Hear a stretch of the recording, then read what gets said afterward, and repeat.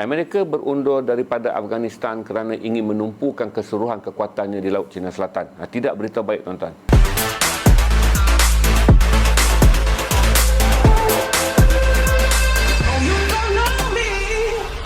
Saya tak sangka betul lah. Cuma saya ada gambaran je mengatakan bahawa Presiden Ashraf Ghani mungkin lari kerana beliau mungkin bimbangkan keselamatan diri dia. Saya juga pernah cakap dalam stream yang lepas pun, bila saya sentuh sedikit saja mengenai Taliban, kemungkinan pegawai tentera berpangkat tinggi juga akan melarikan diri kerana mereka bimbang sesiapa saja yang pernah bekerja dengan keadaan Afghanistan yang walaupun dipilih secara demokrasi tetapi dianggap sebagai demokrasi tajaan Amerika dan sekutu NATO yang berada di bumi Afghanistan. Tak ada perang, mereka hanya mengatakan tembak-menembak yang minimal saja ketika tentera Taliban memasuki Kabul dan membuat penaklukan dan akhirnya mengumumkan bahawa mereka telah mengambil alih Kabul. Walaupun pemimpin kanan Taliban Mullah Baradar mengatakan bahawa dia memberi jaminan untuk memberi perlindungan keselamatan kepada seluruh rakyat Afghanistan, tapi ada benda yang saudara kena faham, bahawa sejarah Taliban ni aneh dan unik. Walaupun semua orang menyebut diri mereka Taliban, tetapi kita ada sejarah ketika semua negara, ketika perang menentang Rusia pada 1979 hingga 1989, Rusia berundur. Perang 79 hingga 1982 untuk menjatuhkan rejim Babrak Kamal yang komunis itu pun, Mujahidin menggambarkan diri mereka Mujahidin. Hanya selepas tentera Rusia apabila kerajaan komunis jatuh saja, barulah tahu Mujahidin yang kononnya Mujahidin itu sebenarnya terdiri daripada 4 ideologi yang berbeza. Seperti yang saya beritahu pada saudara bahawa kemelut besar di Afghanistan kerana asabiah. Kalau kita ni dipanggil politik ideologi. Tetapi Mujahidin yang kononnya datang di bawah satu uniform yang sama, iaitu berjuang ke jalan Allah, rupanya akhirnya menggambarkan diri mereka sebenarnya adalah 4 puak yang berbeza. Jadi apabila kerajaan Mujahidin dibentuk pada tahun 1982 hingga tahun 1986, berlaku perang saudara yang sangat kuat sesama Mujahidin kerana orang Pashtun yang mewakili 40% penduduk Afghanistan tidak bergembira kerana pada waktu itu Gulbuddin Hekmatyar yang dilantik menjadi presiden adalah wakil daripada Pashtun 40%. Gulbuddin adalah wakil daripada kaum yang hanya mewakili 15%. Kemudian Tajikistan, puak Tajik yang dipimpin oleh Ahmad Shah Maksud pula tidak menyerahkan wilayahnya untuk ditakbir oleh kerajaan yang dibentuk oleh Mujahidin. Manakala Abdul Rashid Dostum, seorang pakar perang kerana dia adalah seorang jenderal tentera, juga tidak menyerahkan wilayahnya. Jadi kali ini apabila Taliban masuk dan menguasai Kabul, kita tak pasti ini Taliban daripada mana. Sama ada mereka yang menakluk Kabul ini adalah kumpulan Taliban yang kemudiannya adalah kumpulan Taliban yang berkompromi dengan semua Taliban. Kerana saya bimbang Taliban yang sekarang diketuai oleh Mullah Baradar yang menakluk Kabul kemungkinan tidak diiktiraf oleh pejuang Tajik, dan mungkin juga tidak diiktiraf oleh pejuang Uzbek, dan mungkin juga tidak diiktiraf oleh pejuang Turk kerana pecahan penduduknya adalah 40% adalah Pashto, 15% adalah Hazara, 20% adalah puak Tajik, 9% adalah puak Uzbek dan 3% adalah puak Turk. Ini memberi gambaran untuk kita analis yang lebih luas. Cuma setakat ni jurucakap Taliban, selain daripada kenyataan yang dikeluarkan oleh Mullah Baradar, jurucakap Taliban yang paling prominent, saya cuba dapatkan nama dia ni, yang paling prominent ni, dia telah bercakap kepada media antarabangsa bahawa Taliban yang hadir kali ini bukanlah Taliban yang hadir pada tahun 2006, di mana apabila berlaku saja perang saudara sama-sama Mujahidin, Taliban mengambil alih di bawah pimpinan Mullah Omar. Jadi apabila dia ambil alih, mereka telah melaksanakan undang-undang Islam yang kemudiannya menimbul ketakutan masyarakat dunia, dan pada waktu yang sama Taliban yang sama telah membenarkan Osama bin Laden dan Al-Qaeda beroperasi di bumi Taliban dan akhirnya menyebabkan negara tersebut menjadi negara sel teroris yang dipersalahkan oleh Amerika dalam serangan WTC September 11. Kerana peristiwa September 11 yang membabitkan Al-Qaeda yang berpusat di Afghanistan tetapi menjalankan rangkaian membina negara Islam di luar daripada bumi Afghan hingga melancarkan serangan ke atas Amerika, maka kerajaan Taliban harus menanggung padahnya, di mana serangan besar-besaran telah dilakukan oleh tentera Amerika pada tahun 2001 dan menjatuhkan Taliban. Hari ini walaupun Amerika memberitahu mereka akan mengundurkan tenteranya yang terakhir pada September 11 2021, kira-kira sebulan lagi, tetapi Taliban telah mengambil alih Kabul. Amerika telah menghantar trup udara, iaitu komando udaranya yang terbaik dengan 1,000 kekuatan untuk berada di Afghanistan bagi melindungi 5,000 orang tenteranya yang belum berundur pulang. Manakala diplomat-diplomat barat telah diarahkan untuk terbang pulang kerana tiada penerbangan pulang. Kebanyakan diplomat-diplomat barat terbang dengan menggunakan helikopter pejuang Chinook untuk keluar. Jadi berarti siang ni tuan-tuan, kesemua diplomat-diplomat barat yang pernah menjadi sekutu Amerika yang menganggap diri mereka mungkin menjadi ancaman kepada Taliban kerana mereka pernah melindungi kerajaan Afghanistan pro Amerika dan pro sekutu Amerika, berarti semua terbang dengan menggunakan helikopter Chinook. Cuma kita masih menunggu lebih banyak berita sama ada benarkah Mullah Baradar mewakili keseluruhan Taliban. Kerana saya kata pada saudara, apabila Malaysia memberi sokongan kepada rakyat Malaysia memberi sokongan kepada pembentukan mujahidin selepas Rusia berundur, kita tak dapat gambaran sebenar pada waktu itu bahawa mujahidin yang berjuang di atas nama agama sebenarnya adalah Asabiah. Jadi waktu itu walaupun Gabudin Hemetiar, Burhanuddin Rabbani, Ahmad Shah Masud dan Abdul Rashid Dostum, 4 pemimpin besar bersatu, keempat-empat pemimpin besar ini tidak dapat melihat Islam sebagai tali penyatuan, sebaliknya berpegang kepada kepuakan. Jadi ada pemimpin yang pro kepada dengan menganggap postu sebagai penduduk majoriti, maka postu perlu menjadi presiden. Tetapi apabila Gabudin Hemetiar yang bukan daripada golongan postu dilantik sebagai presiden, maka dia menimbulkan kemarahan kepada Burhanuddin Rabbani. Dan kemudian berlaku perang saudara yang mengorbankan 20,000 nyawa. Sesama tentera mujahidin yang sebelum ini 13 tahun sepakat untuk menjatuhkan komunis. Jadi ini sejarah yang perlu kita belajar daripada Afghanistan. Tahun 79 hingga 89 mereka menghalau keluar 200,000 tentera Rusia. Kemudian 89 hingga 1992 mereka berjaya menjatuhkan kerajaan komunis yang dibentuk oleh rejim Najibullah. Tetapi 92 hingga 96 mereka berperang sama sendiri hinggalah berlaku perang saudara yang sangat besar dan membunuh 20,000 orang yang menyebabkan kerajaan Amerika pada waktu itu telah menggunakan seorang usahawan Arab Saudi yang sangat terkenal, Osama bin Laden, untuk menjadi orang tengah bagi menyelesaikan masalah ini.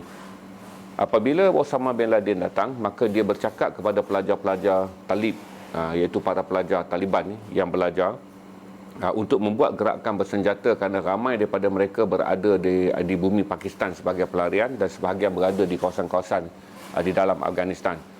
Mullah Omar berjaya menyatukan pemuda-pemuda Afghanistan yang sudah pun fed up kerana walot pada waktu itu, orang-orang yang kononnya telah memimpin mujahidin menghalau Rusia, memiliki kuasa yang sangat besar, pengikut yang sangat ramai, menyebabkan anak-anak muda merasa give up kerana walot telah menyebabkan negara tersebut tak dapat maju ke depan selain terlibat dalam krisis perang saudara selepas Rusia berundur. Maka Mullah Omar dengan sokongan senjata yang diberi oleh Amerika dengan perantaraan Osama bin Laden telah melancarkan satu operasi dan akhirnya beliau berjaya menjajah menakluk bumi Afghanistan, tetapi gagal mendapat sokongan barat kerana dia tidak menjadikan Afghanistan sebuah negara demokratik tetapi menjadikannya sebuah negara konservatif Islam. Jadi apabila Taliban mengambil alih, Mullah Omar telah menjadikan sebuah negara di mana hukuman bunuh dilaksanakan dengan begitu bebas. Wanita yang tidak mahu memakai burqa ditembak mati. Lelaki yang tidak bersolat Jumaat juga ditembak mati. Mana-mana orang yang kelihatan walaupun mencukur jambang, tuan-tuan, mencukur jambang pada zaman Taliban waktu itu dianggap sebagai pro Amerika. Jadi tanpa jambang pun ditembak mati. tanpa memakai burka pun ditembak mati. Jadi ini memberi gambaran bahawa apabila tentera Amerika berada 20 tahun daripada tahun 2001 selepas berjaya menakluk Afghanistan dengan jatuhnya WTC, hinggalah 2021 apabila Amerika mula berfikir untuk berundur. Tuan-tuan kena ingat kenapa Amerika berundur. Amerika berundur daripada Afghanistan kerana ingin menumpukan keseluruhan kekuatannya di Laut Cina Selatan. Tidak berita baik, tuan-tuan. Amerika berundur daripada Afghanistan ke semua kekuatan yang berada di Afghanistan kini akan dibawa ke Laut Cina Selatan. Ini saudara perlu faham. Pengunduran di Afghanistan secara mendadak kerana Amerika merasa mereka tidak lagi mendapat apa-apa benefit. Kerana dulu waktu mereka masuk adalah kerana nak memusnahkan Al-Qaeda, dan kini rangkaian teroris Islam boleh dianggap lumpuh dan bukan lagi pelaburan yang besar yang mana Amerika harus berbelanja berbilion-bilion ringgit untuk menanggung tenteranya. 20,000 orang, 20,000 lebih tenteranya berada di Afghanistan. Mereka telah berjaya mengundurkan 15,000, tinggal 5,000 yang sekarang nak pindahkan aset-aset ketenteraan tu. Tapi bila berlaku rampasan kuasa, Amerika menghantar lagi satu komando elit dia, 1,000 kekuatan tentera dihantar semalam untuk melindungi hingga pasukan ini selamat keluar. Pasukan ini selamat keluar bukan kerana nak memerdekakan Afghanistan, kerana mereka akan bergerak pula ke Laut Cina Selatan bagi menghadapi musuh baru iaitu China. Kerana China telah memperkuatkan angkatan lautnya di Laut Cina Selatan, Amerika telah memilih untuk mengurangkan semua campur tangan dia di kawasan-kawasan yang tidak memberi manfaat tinggi. Kalau dulu mereka rasa penting untuk menakluk Afghanistan bagi melumpuhkan gerakan sel teroris Al-Qaeda yang berpengaruh di seluruh dunia, kerana Al-Qaeda pada waktu itu memberi sokongan kepada kumpulan teroris di Asia Tenggara, sama ada kumpulan teroris di selatan Filipina, di Indonesia, di selatan Thailand dan sedikit di Malaysia pada waktu itu. Tetapi oleh kerana gerakan teroris antarabangsa telah pun mulai melemah, pengunduran Amerika berkait dengan memindahkan keseluruhan kewangan, keseluruhan fokus ketenteraan kepada Laut Cina Selatan. Jadi berarti, tuan-tuan, 3 jengkal bahaya telah hilang daripada Afghanistan yang jaraknya dengan negara kita. Jengkal itu sekarang berada di satu lagi lubang hidung kita, kerana kekuatan tenteranya akan dibawa untuk menghadap armada Laut Cina di Laut Cina Selatan. Kerana Amerika kelihatannya akan mula mencari proksi, sama ada menyokong Indonesia untuk menggazetkan lautan di Kepulauan Natuna, iaitu Pulau Natuna yang paling jauh di Laut Cina Selatan tu. Kemungkinan Amerika akan bagi perlindungan sebagai laut yang berada dalam Kepulauan Natuna mengikut pensyarahan antarabangsa adalah milik Indonesia. Satu.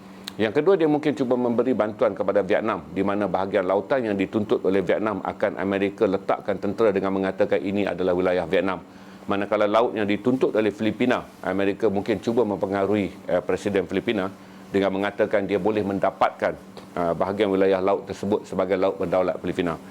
Jadi tidaklah berita yang begitu baik dengan pengunduran tentera Amerika, kerana hilang bahaya di bumi Islam yang bernama Afghanistan.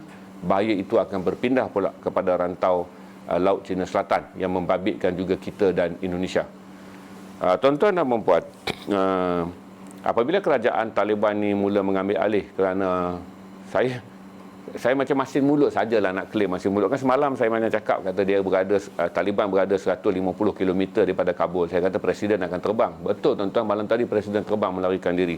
Presiden Muhammad Ashraf Ghani terbang pergi ke Tajikistan dan secara langsung menganggap kerajaan demokrasi dalam pilihan raya yang disokong oleh Amerika Syarikat dan Sekutu Barat telah pun dianggap tak ada lagi.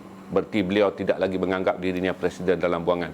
Alasannya, sekiranya dia ingin mempertahankan kerajaan yang sedia ada, dia akan meminta pasukan tentera berperang. Jadi kata Muhammad Ashraf Ghani, tidak guna dia menghalang kemasukan tentera Taliban ke dalam bumi Kabul dengan meminta angkatan tentera yang Afghanistan berperang. Ini akan menjadikan perang saudara yang besar. Dan saya fikir walaupun ramai orang menjendakakan Presiden Ashraf Ghani sebagai lari, tapi saya fikir dia melakukan perubahan yang besar kerana dia tahu sekiranya berlaku peperangan, pembunuhan sesama rakyat Afghanistan akan terus berpanjangan dan pembunuhan ini akan merugikan. Jadi kita tunggulah, saudara, apabila Afghanistan mula mengumpulkan ke semua kekuatannya, kita lihat sama ada benar tak yang orang yang memasuki Afghanistan yang kini telah mengambil istana yang dulunya diduduki oleh Presiden Muhammad Ashraf Ghani, iaitu Mullah Baradar. Apakah Mullah Baradar benar-benar pemimpin yang menguasai semua perjuangan Taliban? Saya mempunyai kepercayaan bahawa dia tidak mewakili semua. Selepas ini, puak-puak Hazara akan menuntut wilayah Hazara untuk ditakbir sendiri. Puak-puak Tajik akan menuntut wilayah Tajik untuk ditakbir sendiri. Puak-puak Uzbek akan menuntut wilayah Uzbek untuk ditakbir sendiri. Dan ini akan menjadikan negara tersebut kembali kepada asabiah. Kerana sejarah asabiah Afghanistan sangat panjang. Ketika kerajaan Mujahidin dibentuk, saya kata tu, pada tahun 1992 sampai 1996. Selepas Rusia berundur, selepas jatuhnya kerajaan rejim Babrak Kamal, selama 4 tahun, walaupun atas nama Islam dan Mujahidin, dan mereka telah berjihad menghalau tentera Rusia, tetapi akhirnya mereka saling berbunuh sesama Islam hanya kerana mereka berpegang kepada asabiah, iaitu kaum, di mana orang Poshtu pada waktu itu mengatakan mereka memiliki 40% penduduk. Kenapa Gabudin Hemetiar yang seorang daripada puak 15% saja menjadi presiden? Ini menjadi kalut. Kita bergantung banyak sekarang kepada Abdullah Abdullah. Abdullah adalah seorang pemimpin senior berpendidikan tinggi. Saya follow dia, tuan-tuan, kerana dia antara orang yang paling muda berjuang. Kerana dia berjuang daripada tahun 79 menghalau tentera Rusia. Dia bersama dengan Allahyarham Ahmad Shah Mas'ud. Dia adalah penolong Ahmad Shah Mas'ud kerana mereka berdua berdarah Tajik. Dia berpendidikan tinggi dan dia pernah menjadi Perdana Menteri, Presiden. Waktu tu dia orang tak sebut Perdana Menteri, mereka mengambil ketua pegawai eksekutif. Dia pernah mentadbir dengan pengalaman dia sebagai Menteri Luar yang lama. Dengan pengalaman dia adalah orang yang pernah memimpin puak Tajik dalam perang menentang Rusia. Dan sekarang dia dilantik sebagai pasukan perunding perdamaian. Dengan pengalaman yang ada, dia sedang merundingkan perdamaian. Tetapi oleh kerana Presiden dah lari, berarti saya tak pasti Abdullah boleh merundingi apa-apa. Abdullah dihormati oleh Taliban, tuan-tuan, kerana dia mempunyai rekod berjuang Mujahidin. Berarti Taliban yang ada sekarang menghormatinya kerana ini adalah orang yang pada dulunya. Kerana kalau Taliban yang ada generasi sekarang adalah generasi muda, hormat mereka kepada Abdullah sangat tinggi. Kerana mereka tahu bahawa Abdullah satu-satunya daripada golongan veteran perang menyerang Rusia, menentang Rusia yang masih hidup. Jadi saya fikir kata hanya tinggal kepada Abdullah saja. Tapi saya tak fikir Abdullah nak runding apa kerana kerajaan sedia ada telah lari. Apa yang Abdullah boleh buat hanyalah menjadi mediator supaya kalaulah Taliban menjadi kerajaan, Abdullah perlu meyakinkan negara-negara barat untuk mengiktiraf kerajaan ini hinggalah satu benda dapat diselesaikan, iaitu sama ada Taliban akan melantik Presiden dan Perdana Menteri daripada kalangan mereka. Itu kita akan tunggu. Kerana sudah pasti Taliban tidak akan melaksanakan pilihan raya. Kerana apabila Taliban apabila Mujahidin apabila Mujahidin memerintah negara, mereka tidak melaksanakan pilihan raya. Taliban ketika mereka mengambil alih Afghanistan, mereka tidak mengamalkan pilihan raya. So, tanpa pilihan raya saya tak pasti sama ada generasi Taliban yang 20 tahun selepas generasi yang pertama tu, iaitu generasi yang dikalahkan oleh Amerika, apakah mereka golongan baru yang lebih terpelajar, yang lebih sederhana, yang tidak akan membunuh wanita yang tidak memakai burqa, tidak akan membunuh lelaki yang tidak menyimpan jambang, tidak membalas dendam kepada semua penjawat awam dan juga tentera yang pernah berkhidmat di bawah kerajaan yang disokong oleh Amerika. Mereka tidak akan memusnahkan sekolah-sekolah dan tidak akan menghalang kanak-kanak wanita untuk hadir ke sekolah. Ini yang kita akan tengok dan masih terlalu awal untuk kita buat rumusan. Tapi saya boleh jelaskan kepada saudara, saya ada sedikit kecurigaan sama ada Mullah Baradar adalah pemimpin yang telah dilantik, atau sebenarnya dia dan pasukan tenteranya sampai dulu, maka mereka menakluk lebih awal Kabul. Jadi tak tahu sama ada komunikasi mereka dengan puak-puak yang lain, iaitu Taliban di Tajik, Taliban di Hazara. Taliban di Hazara lagilah susah untuk berkompromi, tuan-tuan, kerana 15% daripada masyarakat Hazara adalah Syiah. Kerana itu pecahan negara. Selain daripada masalah asabiah kepuakan, Hazara juga mengalami konflik untuk bergabung dengan kerajaan pusat walaupun penduduknya ramai. Hazara ni kawasan kuat dia adalah di Bamiyan. Saya pernah melawat dan saya pernah hadir di sana dalam saya pernah cerita banyak kali kepada saudara dalam perjalanan saya itu. Salah satu tempat saya pergi dan tinggal agak lama adalah di Bamiyan.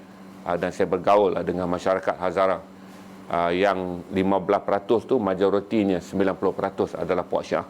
Jadi ini yang kita akan lihat, dan sehari dua lagi akan mungkin kita dapat gambaran yang jelas. Untuk pengetahuan saudara juga, Rusia terlibat dalam rundingan ni. Tapi saya tak fikir apa yang akan memberi impak kerana Presiden Muhammad Ashraf Ghani dah lari. Beberapa negara Arab, Qatar juga terlibat dalam rundingan ni. Tetapi rundingan tu tak bermakna kerana sebelum ni mereka menggambarkan akan berlaku konflik kepada kerajaan demokrasi sedia ada dengan Taliban. Tapi kerajaan demokrasi sedia ada telah pun mengundurkan diri. Kita tak pasti puak mana yang hari ini telah menawan Afghanistan dan mengisytiharkan mereka telah menakluk Afghanistan. Walaupun Mullah Bahadar tidak mengatakan dirinya mengetuai kerajaan Mujahidin, dia cuma menyebut kata kita telah mengambil istana presiden, berarti Taliban telah menguasai sepenuhnya. Tapi semua orang faham Taliban ni adalah common word, bukan satu gerakan organisasi yang tersusun. Siapa saja yang angkat senjata menentang Amerika, dia boleh claim diri dia Taliban. Jadi kita bimbang, kononnya Mujahidin menang, maka Mujahidin bentuk kerajaan. Bila bentuk je 4 tahun baru nampak warna. Rupanya Mujahidin ni mempunyai warna puak. Di mana warna puak ni pula nak puak dia yang menguasai. Berarti semangat Mujahidin itu tidak merangkumkan mereka sebagai orang Islam yang satu. Mereka tetap kembali kepada puak mereka. Dan itu jadi perang saudara yang 1966 tu, selepas 4 tahun kerajaan ni bergabung, dia hanya bergabung secara pura-pura di atas meja. Tetapi di wilayah masing-masing mereka masih menguasai. Mereka tidak menyerahkan wilayah mereka untuk membentuk Afghanistan yang bersatu.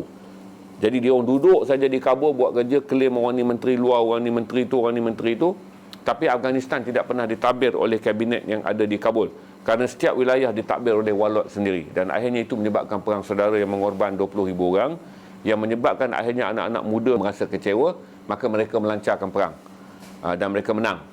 Jadi itulah saudara, saya gambarkan Afghanistan hari ini. Lebih banyak berita akan masuk esok, tapi dia jatuh lebih cepat sebab saya fikir apabila Amerika mengundurkan tenteranya pada September 11, berarti pada 11 hari bulan 9, mungkin seminggu lepas tu baru jatuh. Ini Amerika belum berundur penuh ni. 16 Ogos. Hari ini 16 Ogos dah jatuh. Berarti dia jatuh 3 minggu lebih awal daripada tarikh Amerika sepatut berundur. Dan Amerika pun sebalang kelang kabut hantar 1,000 komando udara dia yang berkelas tinggi, elit, untuk menyegerakan pengeluaran 5,000 orang lagi ni yang nak berkeluarkan semua armada dia, equipment dia, aset tentera dia. British menjadi negara pertama yang mengumumkan tidak mengiktiraf kerajaan Taliban.